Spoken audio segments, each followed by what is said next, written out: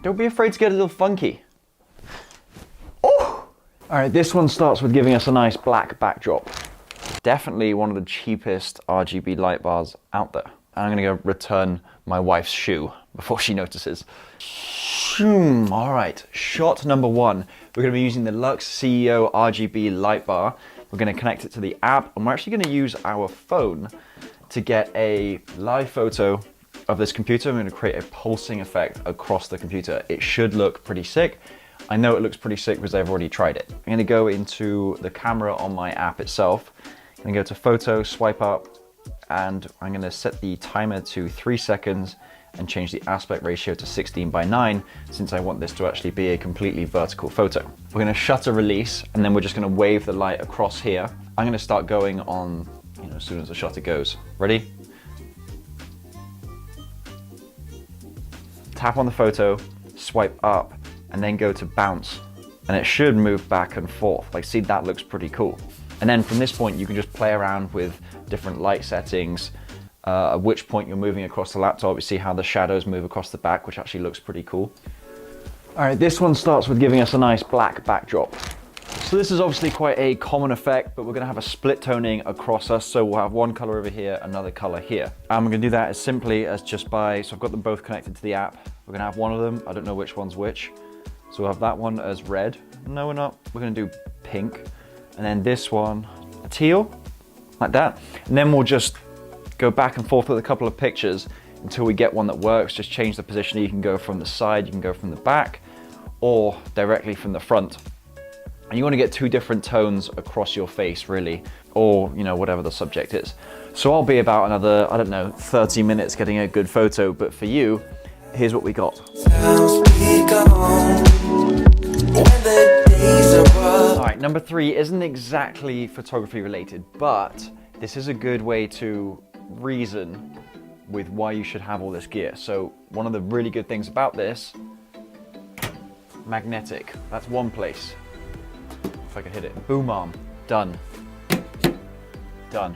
These boxes over here have some level of iron in them, so it's gonna stick to them. And then something else I noticed, there we go, perfect. So when you start telling your missus, your girlfriend, your husband, whatever, that you need more gear, you can tell them that you're gonna use it around the house for housework, including this one. What is that? All right, let's get on to number 4. It's a new day, that's why we've got new clothes on. You may have seen my recent tutorial on how to create the hologram effect. And what really brought this together was this light. I've got it on a monitor mount. It's kind of like a twivel head, because it's not a full swivel, so we'll call it a twivel, 2 dimensions. We've got that just out of frame, pointing down at us. And then we've got the app on our phone, which as we pick up the phone, we're gonna be pressing the on button to actually make it project light. And I feel like this really adds to the hologram effect. So here's an example of it without the additional blue light.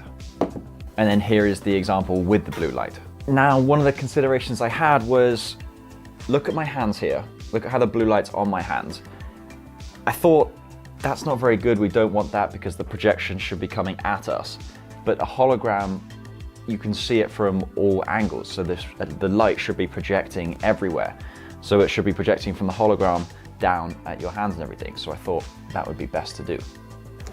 All right, so you may have noticed the last section ended pretty abruptly, and that's because I got a notification to say that Adobe Lightroom, this is also not the most flattering angle, just posted one of my reels on their story, which was pretty mad. But for this one, we're gonna take a product like a shoe, so Air Force One, and we're gonna do some light painting. Who doesn't love a bit of light painting? So all I'm doing here is just attaching what is a phone holder to this pole, and this is gonna be our balancing point for the shoe itself. So we'll drop this down a bit. That'll do. Grab our shoe, I'm just gonna stick it on top. Then you grab your light bar, and the best thing is, you can use whatever color you want. You can also have this changing between colors. Don't mind me, I'm just grabbing a 3rd tripod. I swear, the more you get into this videography stuff and photography or whatever, you can never have enough tripods. It's ridiculous. So typically I wouldn't use an ND, or in this case a VND, but because we want the extra light in here for the purposes of this, we're gonna have to use one. And when you're doing this, you're gonna want to keep your ISO as low as possible. So you're gonna look at 100, potentially even lower. And then you're also gonna want to crank your aperture. So I'm gonna shoot this on f/22. Again, it's a trial and error type thing. So you wanna try something, check it out, tweak things. Just try not to push your ISO way too high. And perhaps you do need to introduce more light into your shot as background.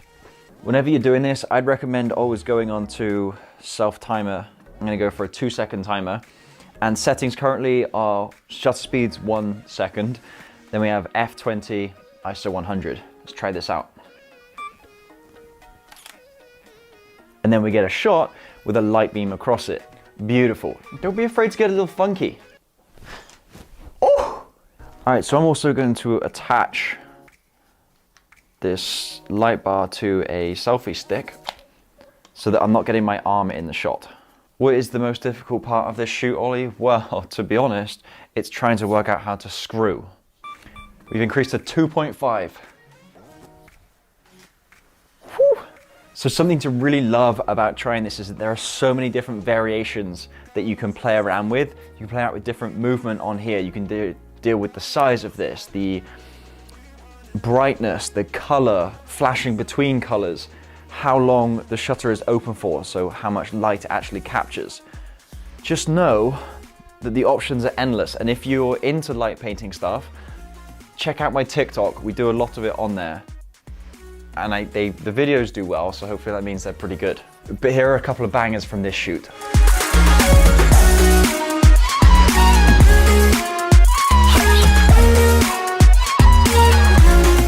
There we go. How was that for a video? I thought that was pretty good. So yeah, if you want one of these, check out the link in the description. So many uses, and they're waterproof. I will be doing a full review, so we'll cover some other topics in these. Definitely one of the cheapest RGB light bars out there. Well, thank you very much for watching. Please like, comment, share, subscribe, do what you gotta do, and I will see you in the next one. I'm gonna go return my wife's shoe before she notices.